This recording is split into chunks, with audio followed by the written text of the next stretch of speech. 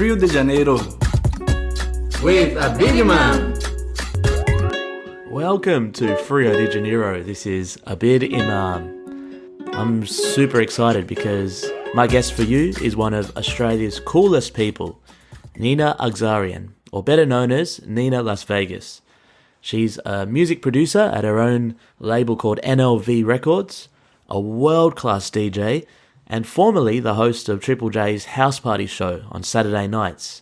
It was all about introducing Aussies to great new music, and she had an awesome platform, and I was one of the thousands of people in the audience that was tuning in every Saturday night.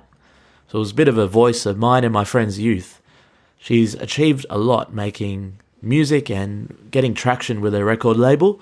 We had a really cool chat around making music, DJing, and I really loved exploring that intersection of music and sport. Nina is also really well travelled, so she had some awesome stories to share. There was a bird in the background chirping away for the first part of the interview, so that just adds a bit of a natural element to the sound. Show notes with the links to all the goodies are available as usual on abidimam.com. That site was made by supporters of the show, Sitebeats, and it's a super easy online website builder that even a pleb like me can get my head around. It's awesome. It allows you to add some cool functionalities like e-commerce, so you can turbocharge what you're trying to do with your business or your website. So I highly recommend it. I think it's now time to get the party started with Nina Las Vegas, so I really hope you enjoy it. Nina, it's an absolute pleasure for you to join me on Rio de Janeiro. So first of all, I'm very, very excited. This has been a while coming, and I find you to be someone who's extremely cool and has been a big part of sort of my youth and my friends' youth, listening to you on the radio over all these years. So a big welcome to you.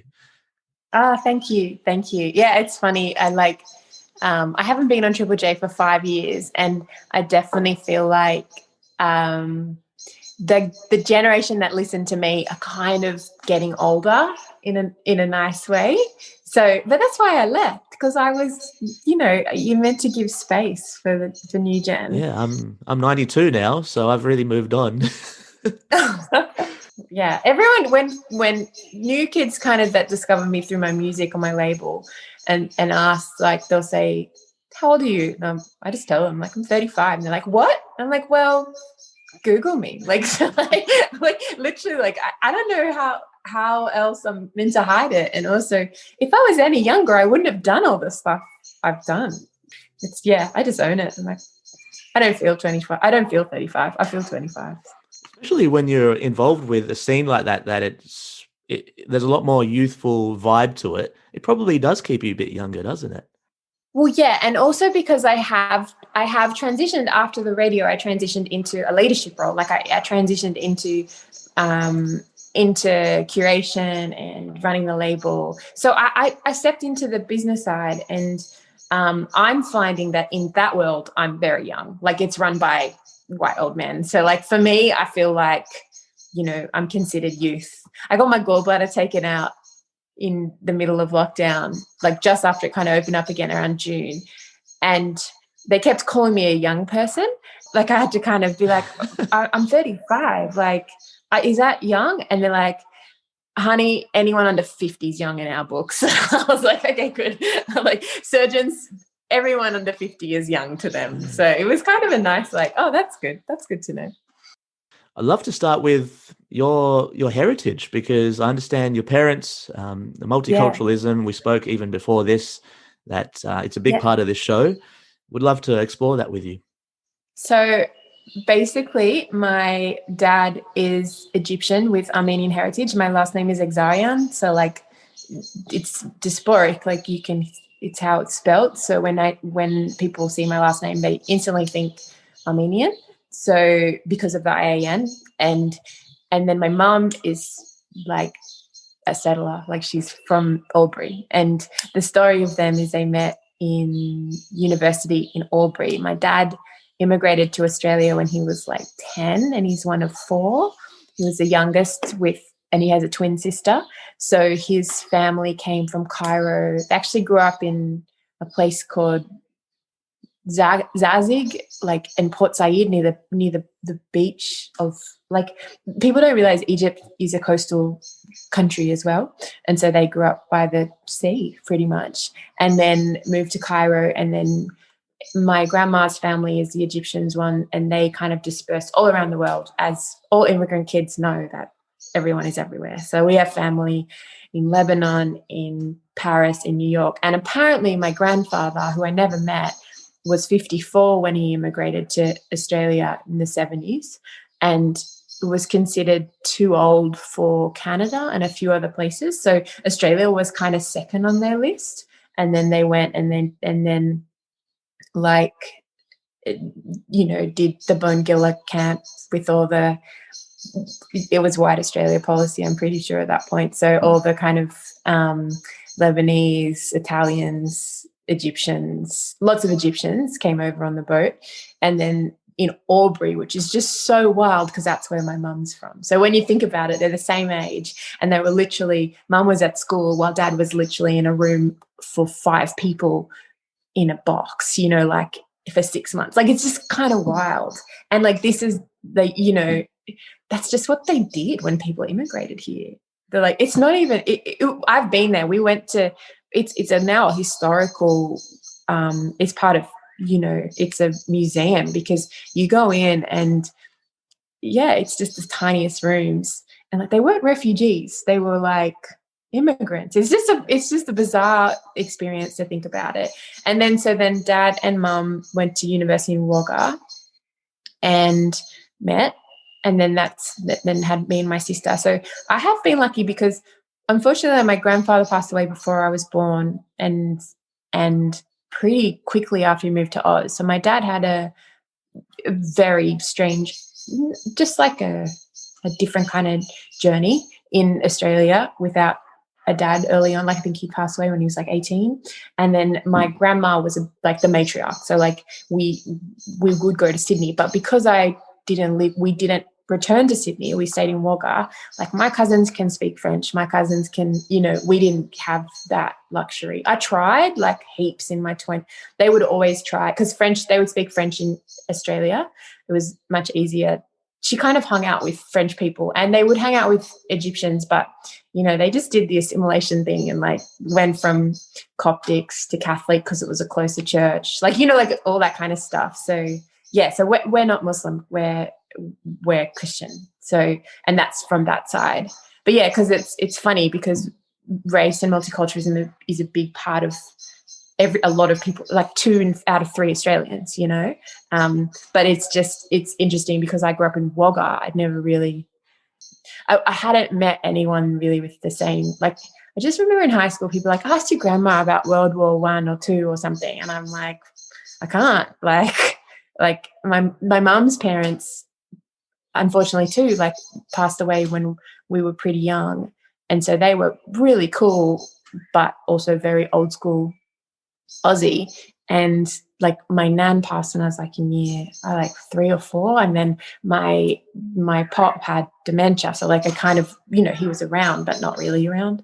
But yeah, like, I just didn't really have those stories. But my mum is an avid family history gal, so she's done all her side, and then my aunt, my dad's twin sister, is doing all their side, but you know, the Armenian side is just lost because of the genocide. So, you know, it went from Armenia to, we think, well, I don't really know, because there's, you know, it wasn't really discussed like as a kid until we're adults. So like, why would you leave Armenia? Like, we just didn't know. And then, you know, you learn more about it. And because I used to tour, thanks to COVID, so much. LA, there are so many Armenians in LA. And before, when you didn't have Uber and you get a cab or whatever, you'd see my last name. There's so many Armenians in LA. And they'd say Nina. And they'd be like, what, Russian? And I'm like, no, like, I'm not actually, like, you know, because the name's Russian. And then I'm like, nah. And then at the end of the trip, you'd go to pay with the card or like cash, and they'd say, Armenian, what? Oh, so am I. Like, no, it's the Kardashians. Like, you know, instantly. Like, and I was like, well, I'm not, like, I am. It is like, it's heritage from, it's the story. We obviously, Dad went 2 years ago to Armenia. I've never been. We have more of a connection with Cairo, so we've still got family there. So I'm lucky enough to have been 3 times to Cairo, and twice as a teenager with my parents, and then once as like in my mid-20s, and that was so fun because like my cousin was working there.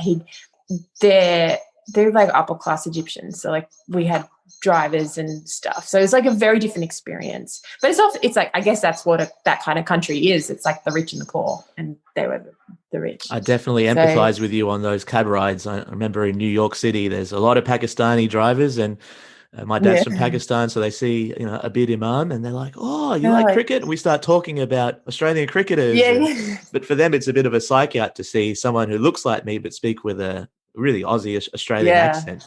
A lot of fun. Yeah. The Cairo scene, I'm so fascinated about. What is it like there in terms of the music? And I've heard some great stuff come out of there. I think really good. I haven't had a chance to tour there. The more scene in the Middle East that I'm more familiar with is Lebanon, because Lebanon has it has a scene. There's a techno scene. There was a cultural. Basically, I worked for Red Bull, and so I would meet all these people from all around the world. And like Red Bull and Lebanon would always have a strong contingent of DJs and people, and you'd see photos. It's very underground. Cairo, I think, is like that, but like I haven't been since the revolution.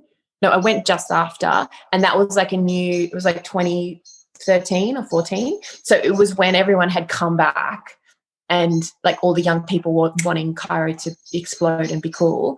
And even though the Brotherhood was running the country, we still drank and went out. We just would go to these underground places, and it was so interesting because it was just like, you wouldn't know. Like, and even as a tourist, you wouldn't know. Like, people don't get, and you're probably the same, a tourist experience is so different to an experience with people there.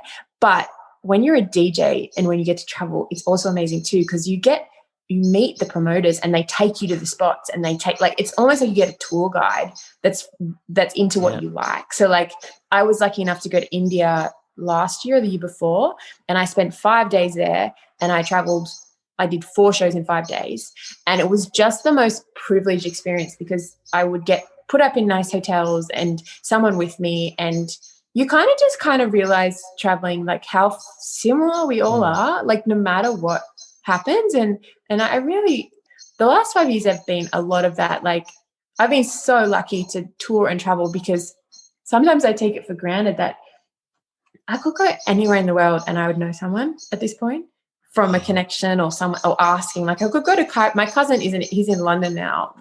He's my age that lives in Cairo.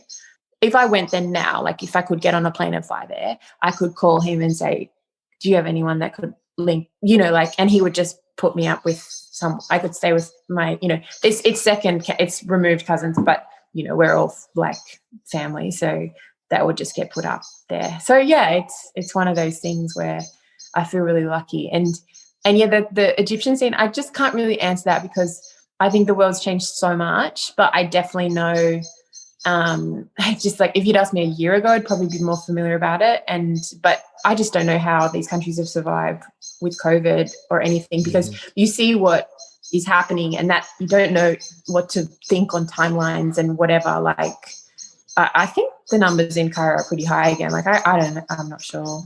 How has COVID affected you right now? Because you mentioned it, and it's really hit the industry in terms of being able to club and bringing people together. What's going on now? Like, I know in Perth, we've been able to have shows internally for a while, but how's it affected you? I lost all my work, basically.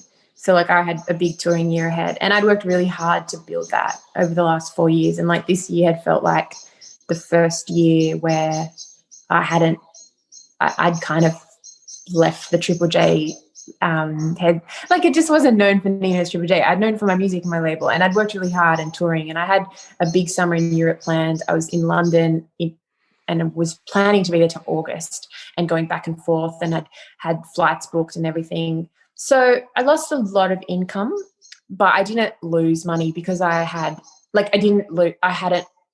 got everything back. I'm meticulously organized. So I had really good insurance that I've had forever. And so I got all my flights back. I got everything, because it was also unprecedented that, you know, we got everything back. And then I kind of had to quickly adapt. And because I run the label and I'd committed to financially supporting a bunch of artists through income I was getting, I'd luckily had a really good summer in the US and like saved money. So it had been there was just all these things that kind of made my year survivable, in a sense that I had saved money. I had me and my partner were in London, and we were going to be there. We could get out of our rent before we committed to the visa. There's just a few things that happened that like kind of made things okay. So then I came home, because my parents, as old as I am, they're still very, very like concerned. And everyone was nervous. Like, it was like March. No one knew what was going to happen. And the flights were shutting down and everything. So I came back, and by chance, my next door neighbors were an elderly, like my parents' next door neighbors were an elderly couple who are like quite rich. And he just moved to a nursing home, and she'd sadly passed. I never really met them. And they have had an empty house next to my parents for like 3 months. So it was one of those things where Dad just asked. They'd been neighbours for 20 years. And they were like, Nina's in this bind, can she potentially? And for them, it's worked out so well. So I've been here ever since, next door to my parents at a house. Like, that makes me feel fine. Like, I'm just like, yeah, okay, like this is good. It's really helped me. I have been able to survive. But the thing is, I had planned to go to Melbourne, and then the border shut and all that kind of stuff. So right now I can't really think about moving anywhere and getting a new lease until I have, like, I don't want to spend what I've saved or earned on rent. Maybe that's the immigrant background in me, but like I do luckily like worked a lot in my 20s, so I luckily am like a homeowner, and I own a place in Sydney that someone lives in. So, you know, I have like, it's not like I'm sitting here going like, what have I done with my life? Like, it's literally a pause moment that I'm focusing on. Like, I've signed more acts. We've ended up earning money. I've done some gigs for night football. I have just become more active on a whole bunch of corporate stuff. Like, I'm doing work with Amex, like stuff that I wouldn't have been able to fit in touring. I also don't know how I did everything before, because I've never worked harder on the label. And I'm like, how did I do shows as well? You know?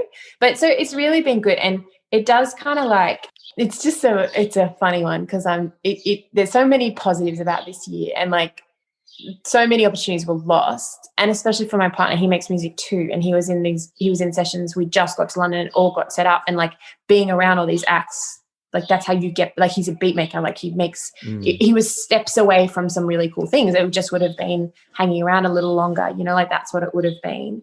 But he's used the Melbourne lockdown to focus on other stuff, and like he's built a studio down there. You know, there's so much more energy in different aspects, and you kind of just go, okay, well, let's do what's best for us now. Let's save money, and then I'm going on Monday when the borders open, and then, you know, we'll just take it from there. But both of us are very like, I'm not paying rent right now. Like, not wow. Like, if this situation can stay, and I think it, like, so basically I'm doing them a favor looking after the house, because they have no plans with it right now. So for them to have someone in the house is good, and it works for me. And I don't know if it's the same in Perth, or like Western Australia, but you know, everyone kind of ends up, some of my really good school friends that lived in the city and lived in the in different parts of Australia have come back because they've had kids, and like the cost of living in Wagga is so much cheaper, and like so much cheaper. So like, absolutely, you know, and even in the lockdown, I've seen friends decide from Sydney, like, we're going to move to Liverpool, or like move to out west, or like Wollongong, and just get a bigger house. Because like, well, and that's also our age. Like, you know, we're all having, I'm not, but like other people having kids and stuff. So it's not a problem if you're not next to the hip cafe anymore. You know, like, it just doesn't matter. And like, we're so lucky. Like, I can't imagine being 20 now and like not, like, I just had such a cool 20s that if someone was to say to me, you're never allowed to DJ again and clubs won't be open, I'd be like, okay. Like, you know, like, because I'd just be like, I'm good. Like I've had a great, like, I'm not saying I want that and I'd obviously miss it, but I would be like, okay, what's next? All right. Well, let's talk about the 20s then, because I'm really excited about the future and discussing that a little bit later. Yeah. But for our international listener, can you articulate the esteem that Triple J is held in so we can lay the platform about House Party and Mix Up that you did? Yeah. But Triple J. Well, it's the biggest youth network in Australia. So like basically it's aimed at 18 to 24s. It's an alternative station and it's become more of a brand or a lifestyle. It's almost like a noun now, like it's a little bit Triple J, you know? So it's the only thing in the world really like that. Like America doesn't have that kind of identity in a radio station.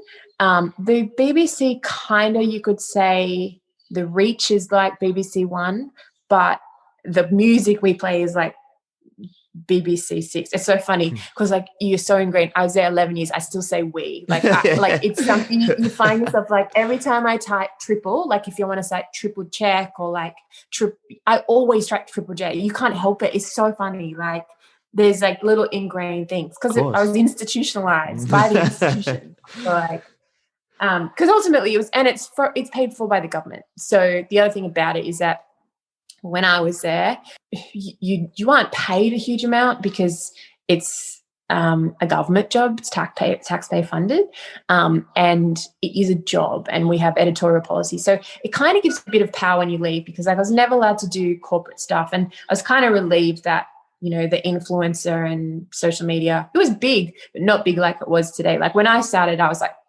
on Instagram and Facebook and stuff, but nowhere near like what it's like today. You just did your job. And people listened to the radio. You weren't like, and even when I left, I feel like I got a really good time just for radio in general because just platforms exploded. Like there's just things to do everywhere now. But yeah, so I did this show called House Party, which I worked on from the start, but I didn't host the first year, but I kind of always produced it. Like I made the mixes and I was behind the scenes. I always worked behind the scenes. And then when the host left after a year, they asked me to go for it. And I was like, no, I don't like, why would I do that? And then Richard Kingsmill was like, you should go for it.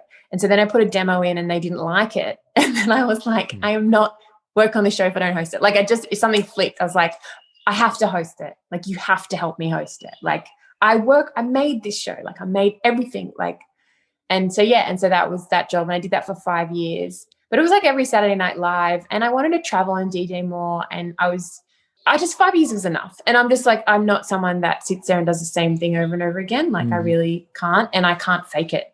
And I can't I wasn't unhappy. Like, don't get me wrong. I just always leave on a high. I'm always like, all right, next thing. And so then I hosted Mix Up at the same time. And so I was doing like pretty much all Saturday nights. And so I kind of became the dance person at Triple J and public figure. So I'd post playlists, what I liked and everything. And then at the same time this is happening, the flume explosion was happening and electronic music was getting big all over the world. And it just felt really cool to be part of that, which is where which I did first. I was hanging out with I was going to festivals and like hanging with Diplo and being online and it was just all this time. And then I just happened to have a platform too. So it gave me legitimacy in what I did. It gave me power. Like, I know that sounds really, but it did. Like, I would bring kids to Australian audiences. When I say kids, like artists. And so that was really cool. And I really worked hard and networked. So like I would be out hanging out. And then when I did Mix Up, then that was kind of the show that meant that I wanted to show as a DJ. My taste had evolved. Like, I think the big thing was that like I never was interested in doing the breakfast or the drive shows. I talk a lot as it is. So like I would probably like be cancelled if I did one of those shows. I would have just said something dumb. And also I just like didn't like sharing too much about my life a little bit. I used to get so much flack. They're like, oh, you always do selfies. And it's just so ironic because everyone does that. You can't just like, I used to always get like teased. Like, this is when Instagram started. Like, and the selfie award would go to Nina Las Vegas. What the heck? They're all doing it now. Like, all the presenters, it's all about Instagram now. And I actually like joke about it. Like, I really do feel like that older sister that kind of would get in trouble. And like, I would fight to get the DJ tours happening, to be allowed to take Triple J, to use the word Facebook on air. Like I'd be like, used to not be able to say it, you know, and like, and then, or it's just changed so much. And like I have these little moments where I would get in so much trouble for really basic stuff that is just so ingrained in culture now that it is what it is. So yeah, it's cool. But I'm really proud of my time there. I'm really happy I left when I did. I can't really fault anything about it. It was just such a nice run. I do miss that, like, obviously, and also doing the artist stuff. It's really hard because I did have these people wanting to come to me for something they needed, and now the roles have reversed, and I put out music and I like want them to, like, you know, I still have to deal with Triple J because like I have to deal with all the label acts. Like I have to pitch stuff to them, and in a perfect world I could close that chapter, but Australia is small and like everyone knows each other, and like Nick, who's the music director now, like we started at the same time. Like Ollie, the old boss, is now boss of TikTok, and it's just like, how, like, I'm never going to get rid of these people in my life, like never. And it's not bad, but it's just like, I would love to just move on from, like, imagine moving on from a job but still having to need to talk to them like all the time. So yeah, it's just one of those things. I was chatting to a few friends before this and saying, I'm going to get to speak to Nina Las Vegas on the show. And they said, wow, that's so cool. You have to ask her about how, for instance, sometimes I get complimented for my deep voice. And they asked, can you ask her about when Nina realized that she had an awesome voice? Did you get complimented about how good your voice sounds to listen to as well? I don't think it's about my voice. I think it's the fact that I was a bit shit. So like, no, but seriously, like I wasn't very, if you really broke down, I would mess up words. I'm not very good at reading out loud.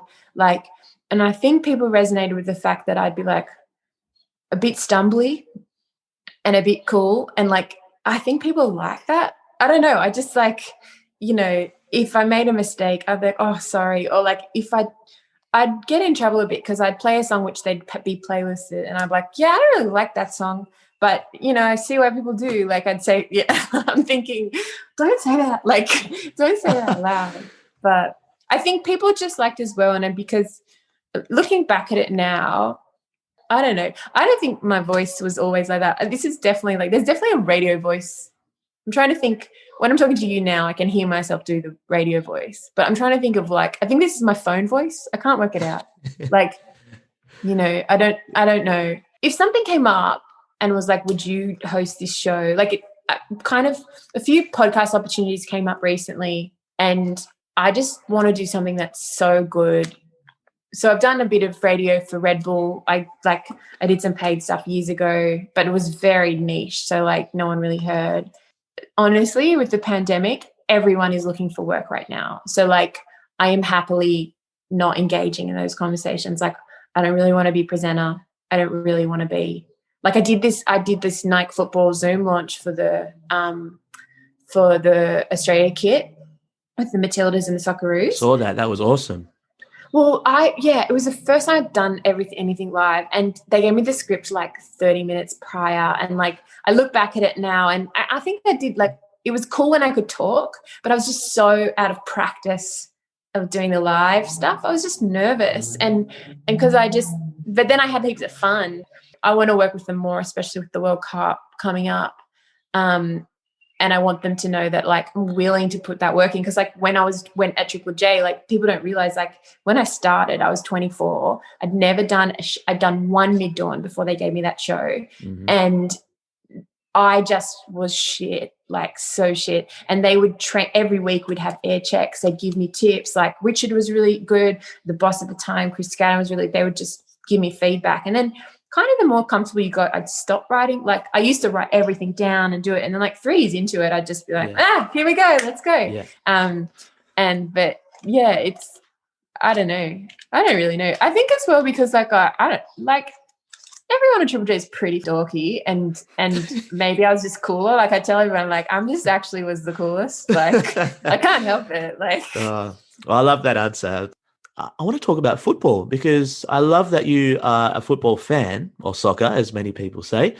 But tell me about how that started up for you and who you support. I'm a big football head myself. So this is the thing. I can't tell you who played last week. Like, my partner is an avid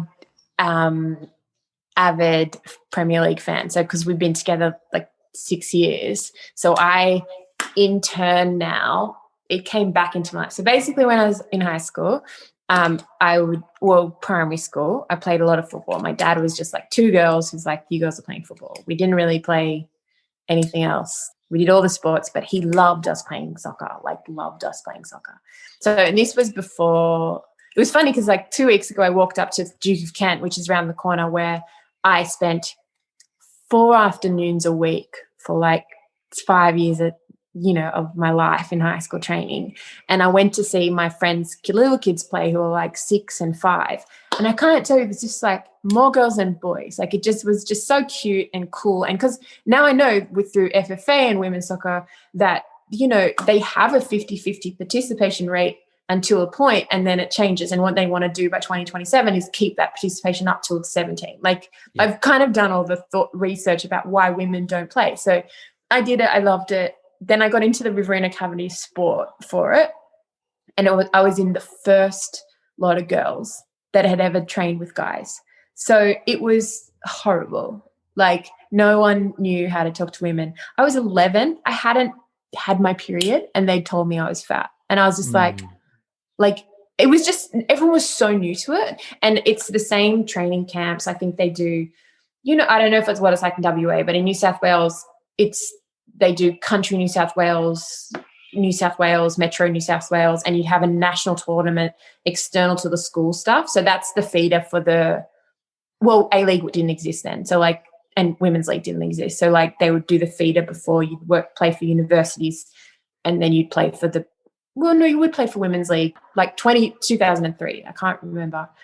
Anyway, so I did that for a couple of years. Then they didn't reselect me when I was 13. And it's just such a weird thing to take as a kid.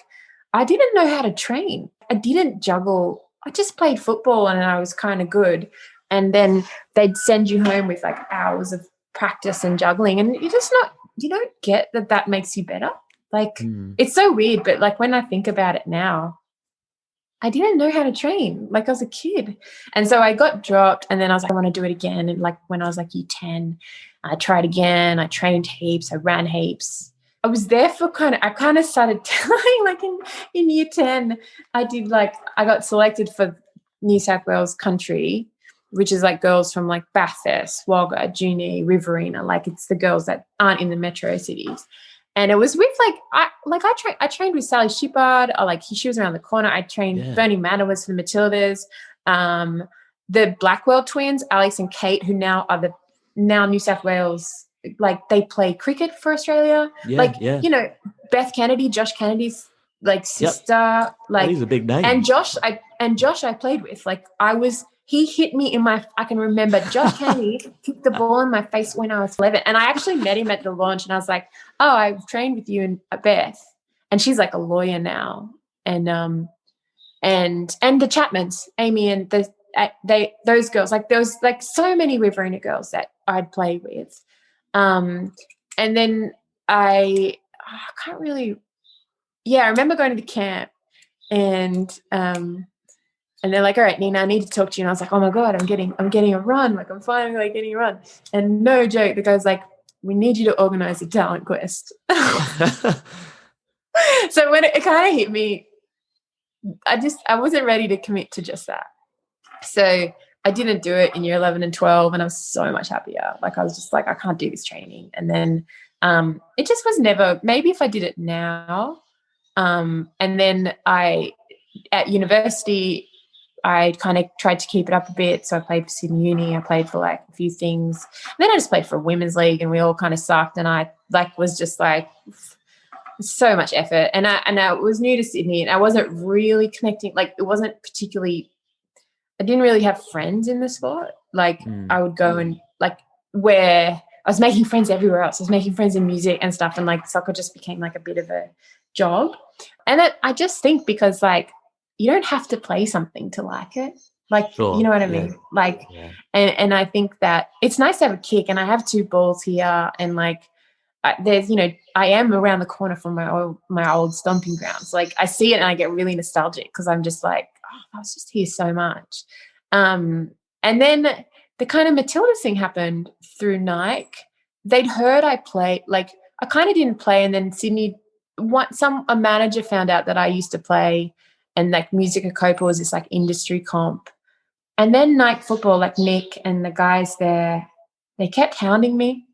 I started dating my boyfriend, who was like an Arsenal fan, a Premier League. And so the iconic story is that, like, I'm friends with DJ Snake. I was one of the first people that know him. And he says he owns PSG. You know, like he's so in with PSG. He is like, he cries when they lose. He was telling me once that Neymar doesn't know enough French. Snake can speak, is multilingual, so they'll call and he'll, like, when he first got to Paris, like, it's just like crazy. Anyway, so it was before the World Cup and they were launching the kit, and I get this call from my manager at the time. It would have been like 3 years ago. No, it was the men's World Cup, yeah. And they were like asking me, no, what? It was, I can't remember, because the kit launches are so weird, because we've just done a kit launch and I'm like, but where are they going to play? The Olympics aren't on. It's like wild. Yeah, it's a bit of marketing. Like, they tried to refresh the kits because after the World Cup, it was meant to be Tokyo. So yeah. No, but they do have some friendlies and stuff. But it was a kit launch, and they asked me, and I was in London at the time. I think it was the start of 2019, and I'd seen Snake at a tour, and he's like, when are you in? He's like, I'll get you tickets. And I was like, will you? And then I just asked him, I was like, can we get tickets to go see this champions Liverpool play PSG? And it was when Cristiano Ronaldo it was the second of the 2 finals. So like they lost. Mm-hmm. PSG lost. And he got us 4 tickets front row. And so then, but at the same time, so I'm liaising this, and I'm like, I don't know, do we book tickets? Like, we've going from London, we got an Airbnb, and I was just like, I got to trust this is going to happen. Like, we got to do it. The same week, I'm getting a call from Nike being like, we really want a photo of Nina and the kits, and we'll pay her heaps of money. We need someone, like, because they're like, we want someone that is a musician and someone different that has a connection with the sport. And like, the money was great. And I'm like, I would have any other time flown to Australia, had the photo, flown back. And I would have done that 48 hours for the money. Like, it was really wild. And then I just couldn't say no to the tickets. Like, I was just like, so then they were getting this call, and they apparently like, and they were just so impressed that, like, they were like, she turned it down to go to a Champions League game. And it was just so fun. Like, it was a game where the PSG supporters got fined because there were so many flares. Mm-hmm. It was a game during Paris Fashion Week. So then when we did see photos of, okay, so then the next part of the story, so I kind of gave up. I was like, okay, it's what's meant to be. Everyone's so happy. It was a great experience. Like, we got 4 tickets front row. So good. And then the next day I DM'd Snake, and I was just like, thank you so much. Like, it was amazing. And he's like, the club were messing with you. You could have sat with us. Like in the, you know how they have the full Arab, like the sheik with the screens, like that's where they were sitting in Paris. And I was like, and then he writes, but Bella Hadid took your ticket. Like, Bella Hadid. So we were like, anyway? It's just a model. Like, it's like, anyway, huge model. And I was just I was laughing so much, because then we just laughed because, like, I sent the text in the morning at Airbnb because there was 3 of us. It was like my boyfriend and my mate, his mate. And we had the best night. And like, it just was like everything worked out. Like, the tickets were great. It was like, we got merch, like cool photos. We didn't really, like, obviously we wanted PSG to win, but we both liked it. Like, it was sick. I think it was Real Madrid. Yeah, it was Real Madrid and Juventus. Because you mentioned Ronaldo played, right? So it would have been Real or Juventus. Yep. It was Juventus and PSG. I was thinking, because we asked Dickers, he never wrote back for the Liverpool game. So no, it was Ronaldo and PSG. That's right. That's because we've got a video. It was Juventus. Yeah, that's it, Turin. Yeah, I do know Snake is a massive football fan because one of my best friends, Tim, and I, we went to Moscow for the World Cup in 2018, the World Cup final, and France were playing. And then I think I saw some stuff on Instagram afterwards that Snake played for the French team in the after party. And it was just really entertaining to see how much fun he's having with these players who are now world champions. They got the World Cup trophy in their hands and he's just DJing. And But the second part of that story is, so we're laughing at the fact that we lost these tickets and we could have sat in the Sheiks. Like all of us, we just kept joking. Like, could you imagine us just like on the screen, four random Australians being like, "Go PSG!" Like, and PSG make a real effort with musicians. So like I knew like they all make like, Busy Peas runs a French label, Ed Banger. I saw him getting beers. They were all in PSG gears with their name. Like PSG make a real conscious effort with the culture, like to get everyone in. Cool. And then so the next day we're going and we had a group thread and we get a photo of Bella Hadid sitting next to David Beckham. So in our head we're like, so we would have sat next to David Beckham. Like it was just like, anyway, it was really cool. And then the Matildas thing, then they kept knowing. And then I worked on a song with the Matildas and Nike. And then I just became quite close with like Chris and Nick and the guys that run Nike Football. And nothing's officially there, but like I've got a few ideas for the World Cup and stuff because I really believe that music and sport gel. And in Australia, though, we don't really have that culture in the same way that you do in the UK. Like I just think we could tie it so much to better. And I think like when I then with the bid, the As One bid, Nick linked me with the Football Federation Australia and they were like, would you be an ambassador for the bid? And when I did it and it was like Sam Kerr, me and all this kind of stuff. And when I posted it, I never had more interaction from like old friends, musicians just being like, this is such a good partnership. And like that's when you think brand stuff and when you think what you're going to do, I can't tell you everything about the Socceroos or like I can tell you where some of the girls play. I don't follow it meticulously. I don't have an like I'm not a great fan, but they kind of like that because I'm like, I just like it. It's but I know the goss enough. I know when there's conflict or like I kind of like that's what people don't realize. Football's so juicy. There's so much goss. Like and especially the Premier League stuff like is so good. But after that launch, like I follow Lydia and Ellie and Haley and those girls. So we're kind of Instagram friends now. And then like there was a few of the guys that were really like I think because I was there and a bit more so the other host is a Fox Sport host and I'm just there like cool top like I was like but they kind of like that so it was good it was fun and so I hope to do more of that with them. I don't think people realize how big it's going to be like the regular people like this is so massive that the World Cup is in Australia and like that's why I'm just like all right how am I going to help spread the word work with them. Like an ideal situation would be me being DJ Snake for the like I want to be that ambassador because like it's a pretty diverse team. They've got First Nations women playing. They have, Sams of the different descent. Like it's so cool. We have this like really cool, diverse, strong, proud like bunch of women. And the men are like it's not just a white team anymore. Like it's pretty cool. And the Socceroos and the Matildas reflect the diversity of the community of Australia more so, which is really exciting. And I've been to the last 3 World Cups and like it's the best universal party apart from a music festival or a United Nations gathering, Yeah, but like it doesn't like, I think people don't realize like it's going to feel like the Sydney Olympics in some ways. Like that's what we can, in some ways you'll want to go. And the quality is so good. And I don't think I was in America when the World Cup was on. So I got to see how, the US women are treated and they are superstars. Like it's Rapinoe. I can never like Megan Rapinoe. Yeah, Rapinoe. She is just so amazing. And apparently like when they won, I then went to Nighttown in New York, and it was so cool because like it was just all her. And is it Amy? Who's the other? There's Alex two Morgan? really. Alex Morgan, that's right. Who's just had a baby? Yeah.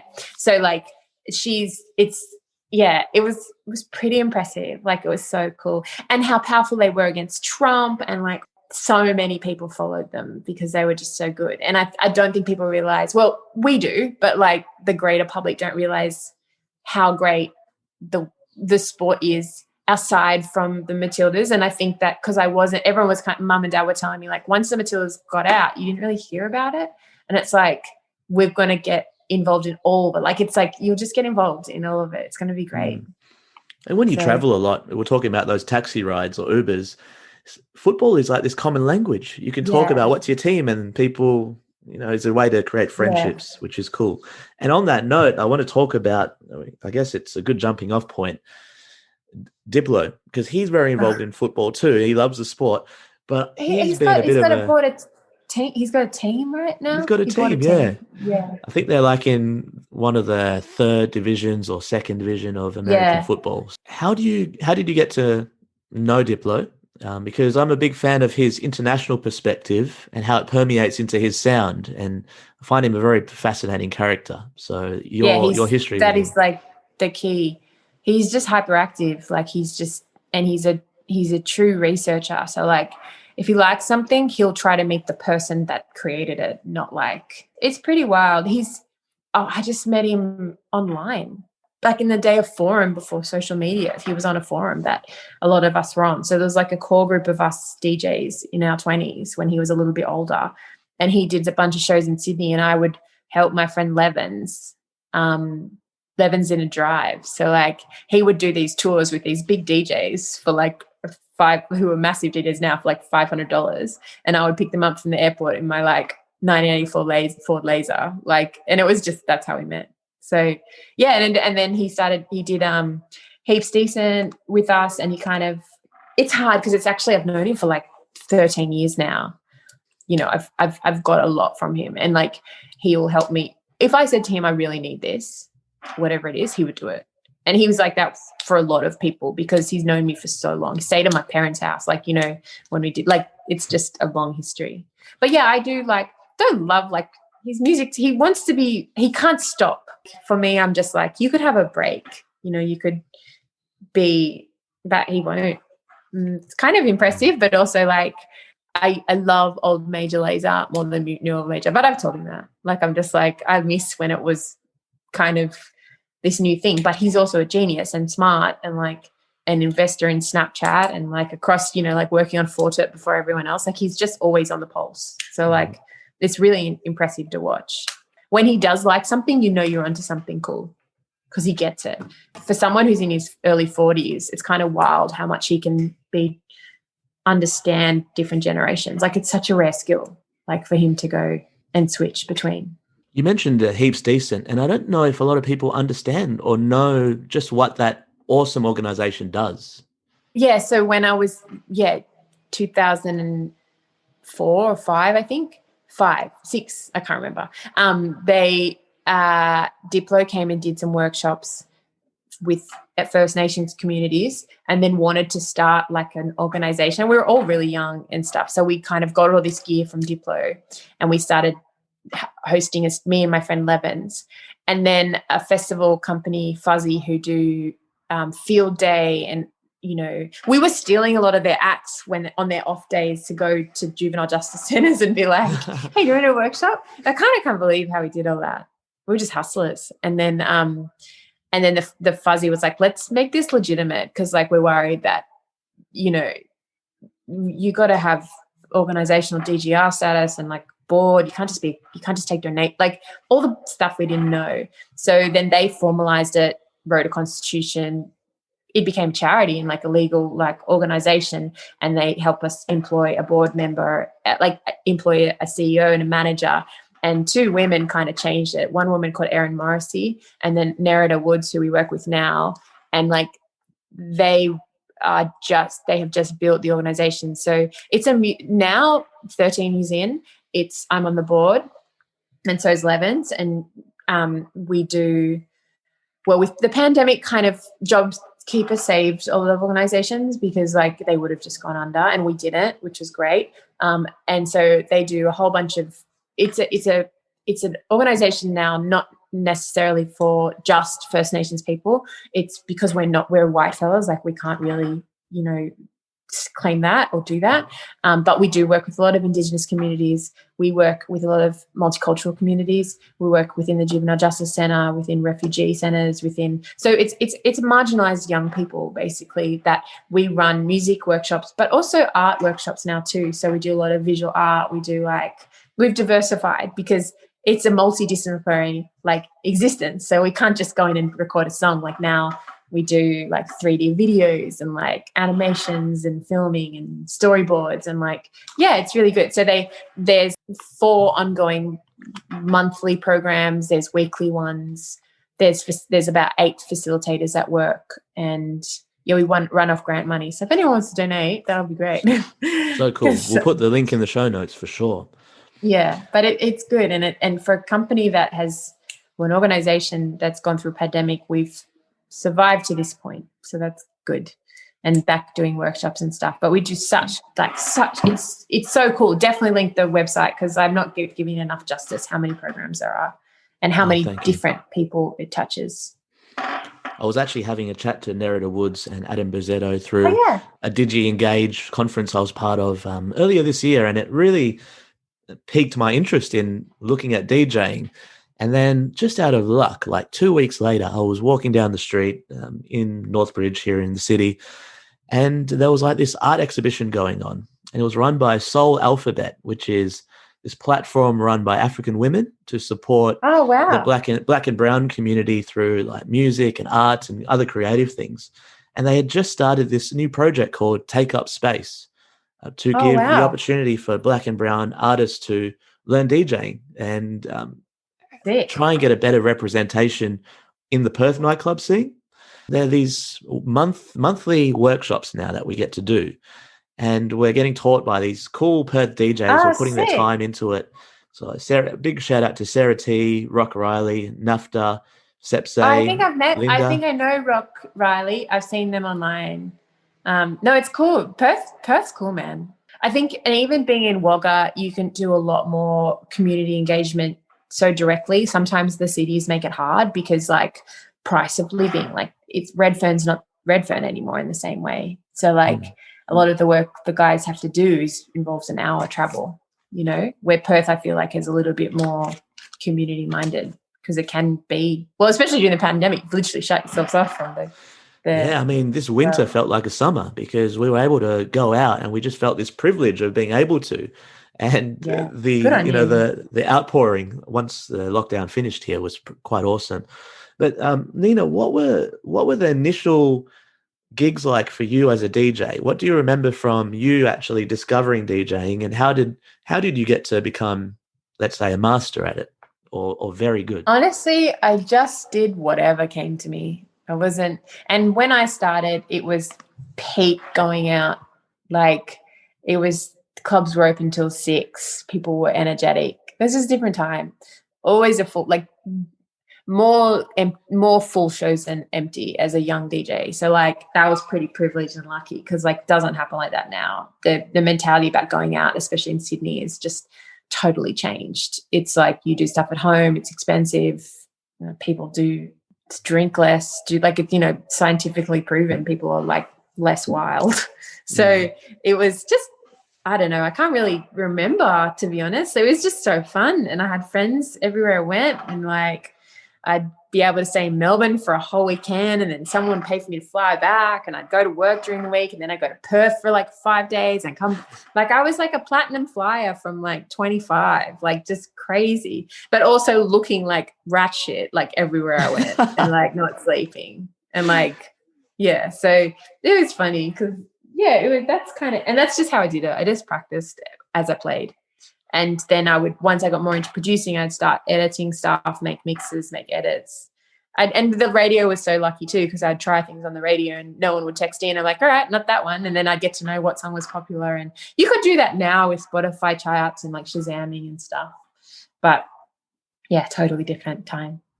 Was it for you DJing and then that made you interested in being able to make your own music? Was that the natural Yeah, progression for you? 100%. Yeah. And also because I was using the software to make my radio shows, to do the Heaps Decent workshops, I was like a capable producer, and I was seeing like not enough women making music. And I was just like, I can't do everything. Like my brain is like very stagnant like that. Like I can't run a radio show and try to do music. I need to spend all my time doing it. And then I kind of outdid my own headspace by like starting a label as well. So then I would get flogged by the label. But yeah, so that was definitely it. And now I definitely feel like I'm the best producer I've ever been, just because I've had more time to work on it. And like where I used to get Sweek to help with my music and like people to do top lines, like now you just kind of, when you're on your own, you're forced to do it. So like my last two releases have been, I always have people help me mix it or like give me an idea or like kickstart a session. And I think that's totally fine. It's like being in a band. But these last few songs have just been like 100% me, and it feels really good. Like, because it's just like, oh, wow, I'm actually good at this. Like it takes a while. It takes ages. If my only regret is I just didn't do it sooner, you know? But now that I'm here, it's like, yeah, it's cool. Is one of those songs that you're referring to Busy from NLV Yeah. Records? Yeah. Because when I heard that song, I just felt like I wanted to be in Tokyo, like on the way to a club. You know, it just had Sick. it had that vibe about it where Tokyo's got all these neon lights and it's busy, just like the name of the song. Well, it started as Busy, and then the lyrics kind of like don't stop. And then I was like, I'll change it to Don't Stop. And then I was like, nah, Busy makes more sense. It's so busy. And it's like, the thing was, I was doing this song. I started the song on my laptop at an Airbnb on December 31st, I remember, during the fires. And I just have this video of me lying there making, and I'd found this sample, like the grindy sample, and I'd remade it to sound like me, and like just, I really like that song. And it's like, if it was in a club, that'd be sick. But I kind of want it to have those moments, like the song's meant to be for this time. It's meant to be for running, working out, training. Like, you know, I want Nike. Like I keep telling the night guys, I'm like, sync that shit. Like, let's make an ad out of this song. Nina, I usually ask a lot of sports people, you know, your favorite innings or your favorite sports event or favorite moment in sport. But what was your favorite DJ gig that you played at? Oh, you can't go past Coachella. That was pretty special. Like that's pure bucket list.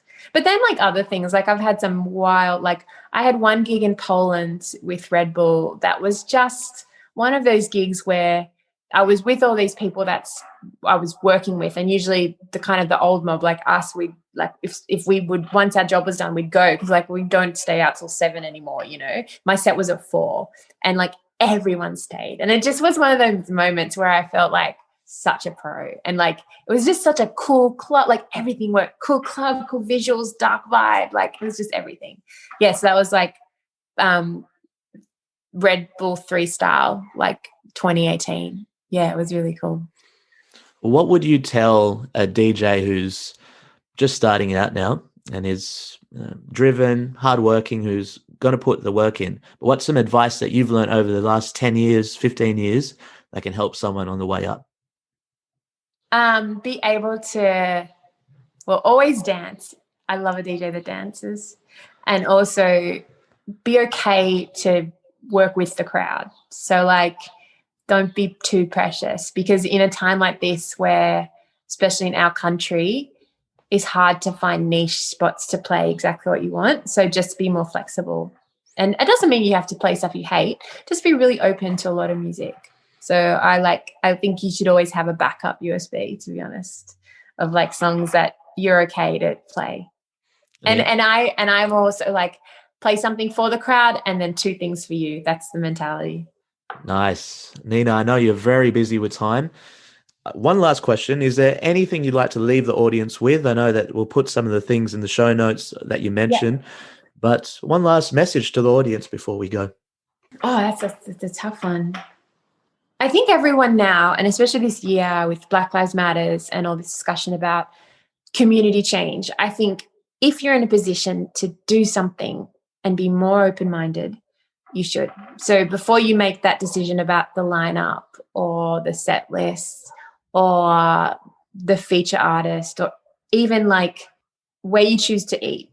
Try and expand your own community engagement. And I think that will just make like our country so much better if we're more open-minded.